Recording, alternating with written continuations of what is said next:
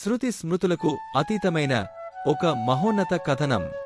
ధర్మం, అధర్మం, ప్రేమ, యుద్ధం, త్యాగం లాంటి జీవన సత్యాల సమాహారం ఇది మహాభారతం. ఒకనాడు పవిత్రమైన అడవిలో వేదవ్యాస మహర్షి ధ్యానంలో మునిగారు. ఆ ధ్యానంలో కురువంశం యొక్క గొప్ప వీరత్వం, వారి సంఘర్షణలు, పాండవులు కౌరవుల మధ్య నడిచిన అద్భుత యుద్ధం ఆయన మనసులో సాక్షాత్కరించాయి. ఈ కథనం లోకానికి తెలియాలని ఆయన సంకల్పించారు. అయితే ఈ అపారమైన గాథను రాయడం ఒక్కడికి సాధ్యం కాదని తెలుసుకుని వ్యాసుడు బ్రహ్మదేవుని వద్దకు వెళ్లారు. ఓ సృష్టికర్త, ఈ కథను రచించడానికి నాకు సహాయం కావాలి అని వేడుకున్నారు.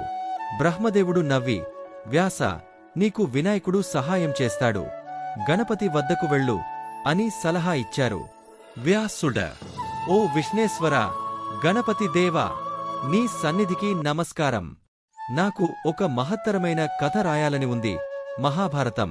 కాని ఇది చాలా పెద్దది, నా చేతులు సరిపోవు. నీవు నాకు సహాయం చేస్తావా? గణేశుడు నవ్వుతూ, వ్యాస మహర్షి, నీ కథ నాకు తెలుసు, అది సాధారణమైనది కాదు. నేను రాస్తాను, కాని ఒక షరతు, నీవు ఆగకుండా చెప్పాలి. నా పంటి వేగం నీ నోటి వేగంతో సరిపడాలి. ఇది కేవలం ఒక కథ కాదు, ఇది జీవితం యొక్క నీతి, ధర్మం యొక్క సంఘర్షణ, మానవ హృదయం యొక్క లోతులను తెలియజేసే ఒక అద్భుతగాథ. రండి, ఈ ప్రయాణంలో మనం కలిసి అడుగు వేద్దాం.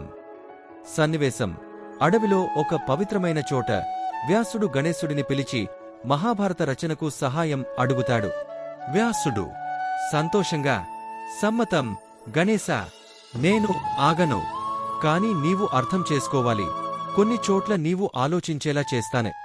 గణేశుడు కన్ను కొట్టి, అది నాకు సవాలు, రాయడం మొదలెడదాం. వ్యాస, నీ కథ లోకాన్ని చేరాలి. ఇద్దరూ కూర్చుని వ్యాసుడు చెప్పడం, గణేశుడు రాయడం ప్రారంభిస్తారు.